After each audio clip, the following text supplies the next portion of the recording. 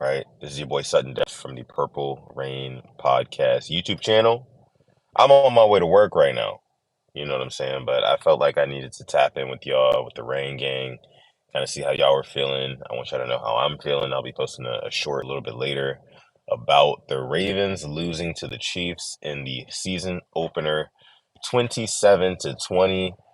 Man, was that freaking deja vu if I've ever seen it? Was that not deja vu?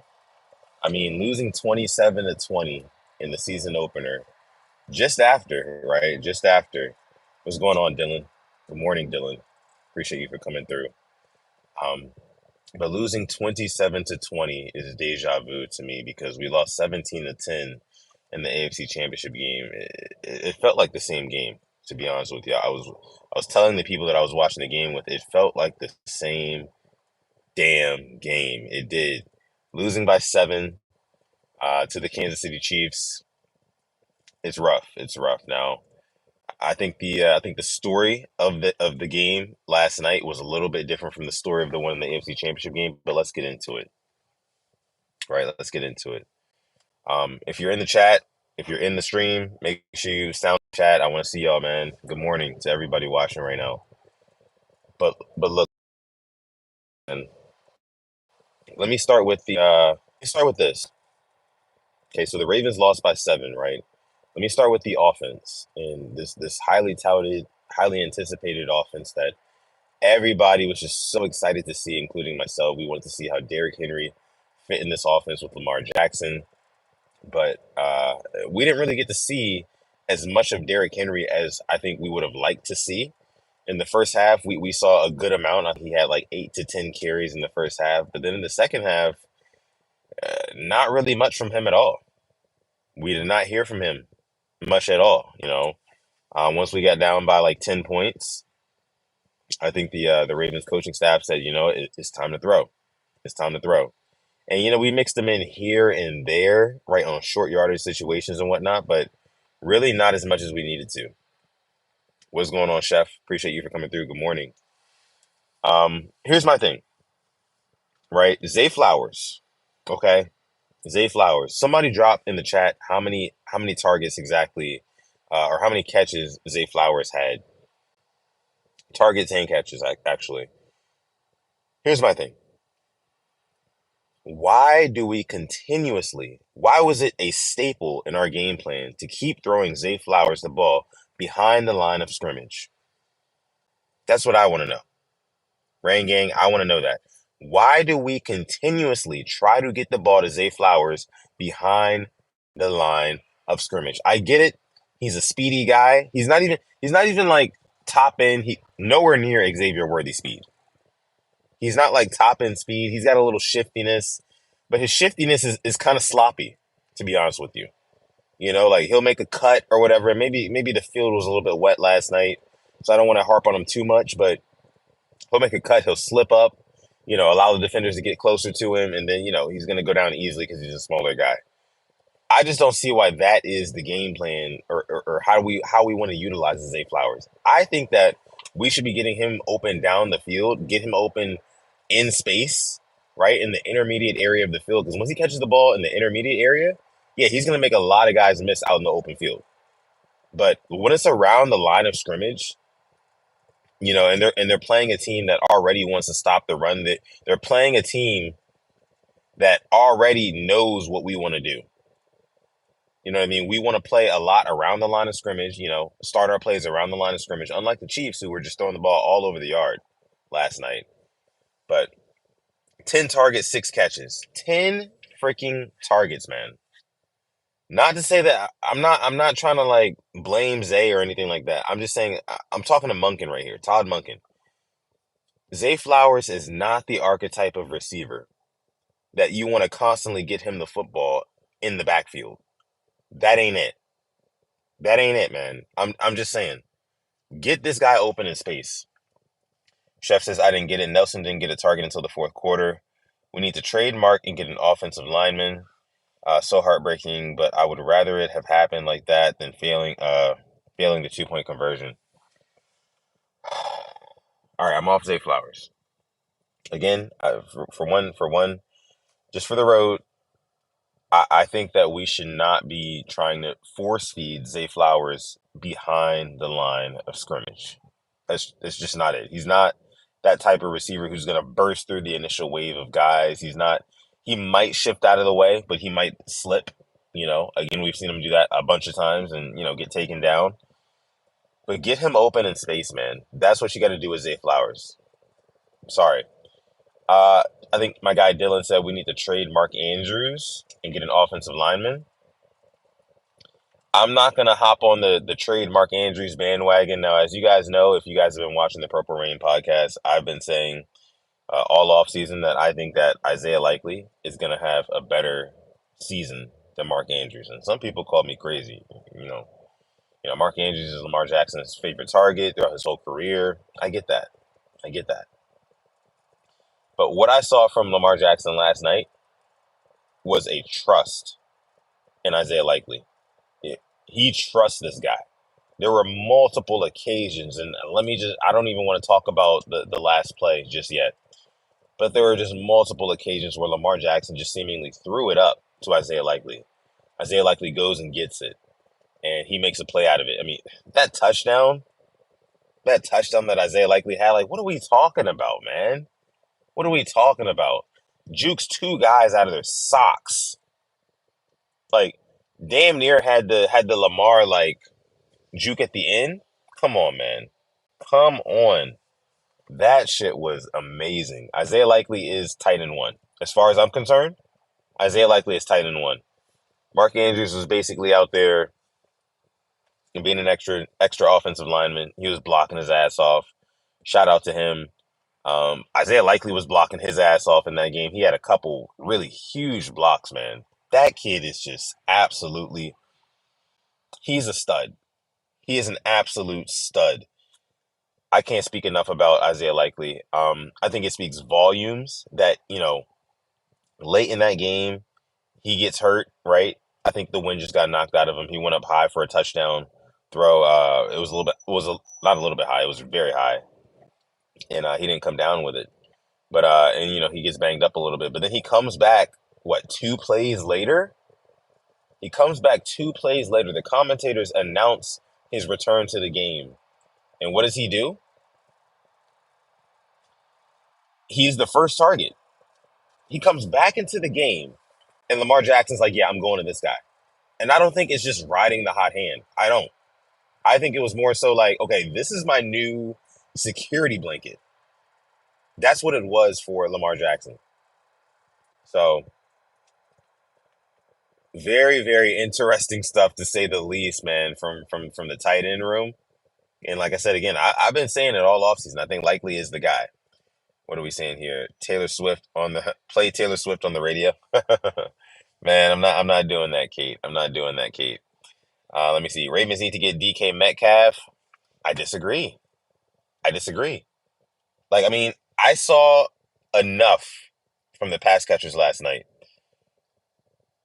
Isaiah Likely, he's probably one of our main options here going forward. Mark Andrews stands. I hate to break it to you, but it is what it is, right? Um, Zay Flowers, of course, will continue to be a main target. Rashad Bateman had a couple good catches down the stretch. He was pretty much radio silent throughout the entire game. But in the end, Lamar Jackson was able to find him for a big completion to get down the field. That was huge. I think we need to find Bateman more often, but that was huge late in the game. Let me see. Mark Andrews does not have that speed. You see how slow he had got up. Um, Mark Andrews doesn't have the speed like that, so it could have been Zay Flowers and DK Metcalf and Isaiah Likely. Yeah, coulda, woulda, shoulda. If was a fifth, we'd all be drunk. You guys all know the sayings, right? But what are you saying? So it could have been now Zay Flowers. He could have had that touchdown in the back of the end zone. Oh my God, man!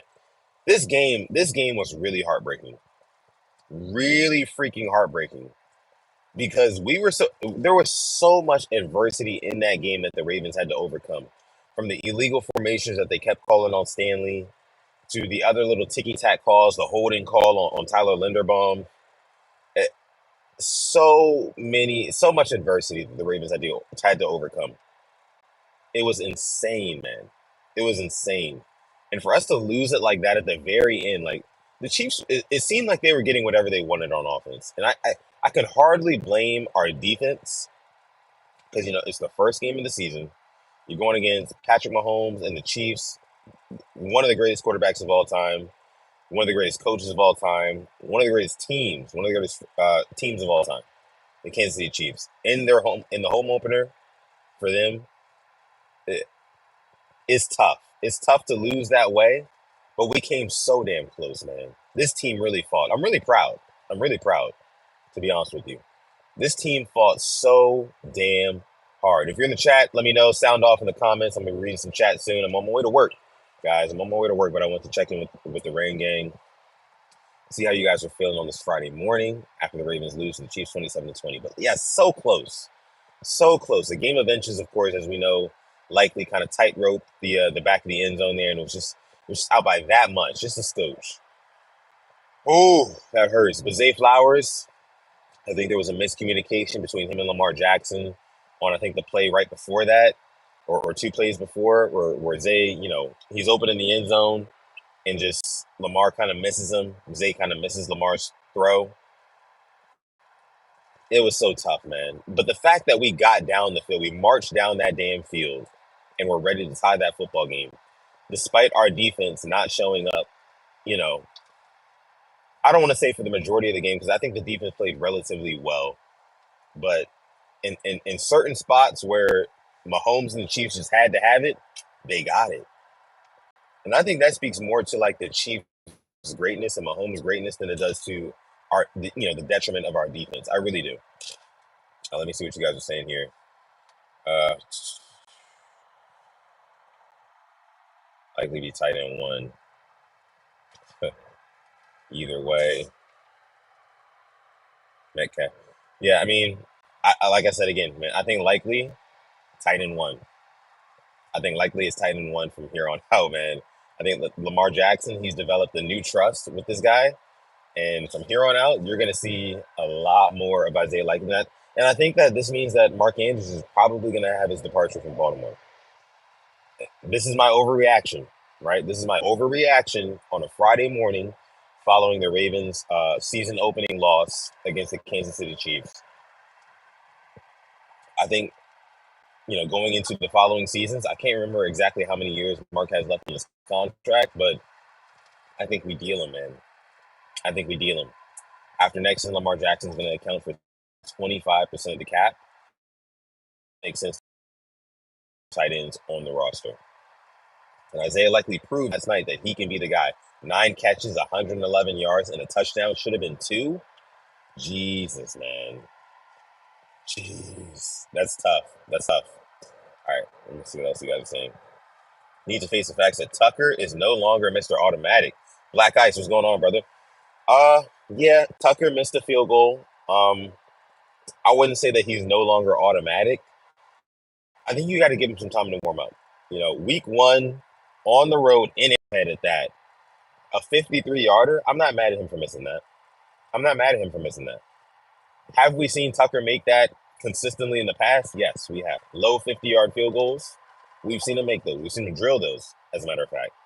But 53-yarder in week one, man. Give him some time. He probably doesn't miss that again for the rest of the season, to be honest with you. Anything 55 and lower, as long as the weather conditions are right, I promise you, I've been watching this guy play for too long. He will turn it around. I promise you that. I promise you that, Black Ice.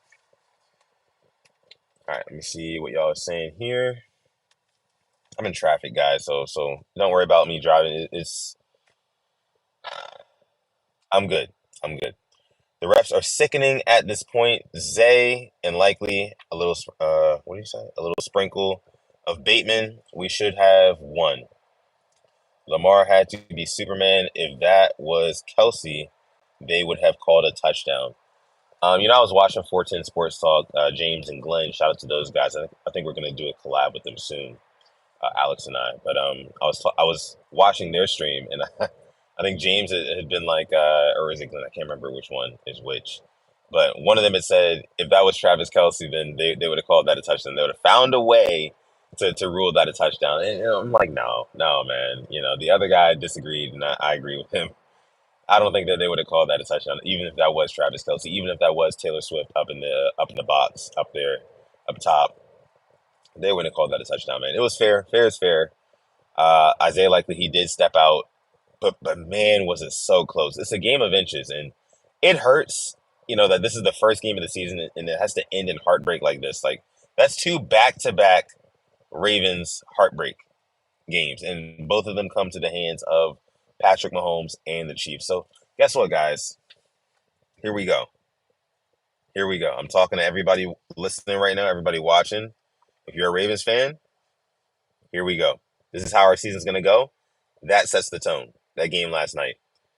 I think we played relatively well for being week one, all the penalties, things like that. We fought through hella adversity. This team fought like hell last night. But all season long, this is going to be the narrative, guys. We're here. Football's back, debut. I mean, and this is going to be the narrative. The Ravens can beat up on any other team. We can go and beat up on the Raiders tomorrow. Not tomorrow, but next week.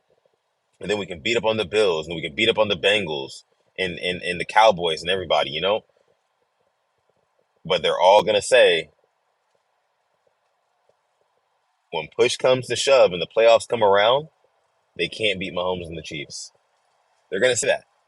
That's going to be looming over our head all season long. No matter how high the highs get, right? No matter if Lamar Jackson is back to contending for another MVP, a third MVP, maybe a second straight. If the Ravens are kind of jockeying for a position for one of the top seeds in the AFC, that's going to be the narrative coming from everyone all season.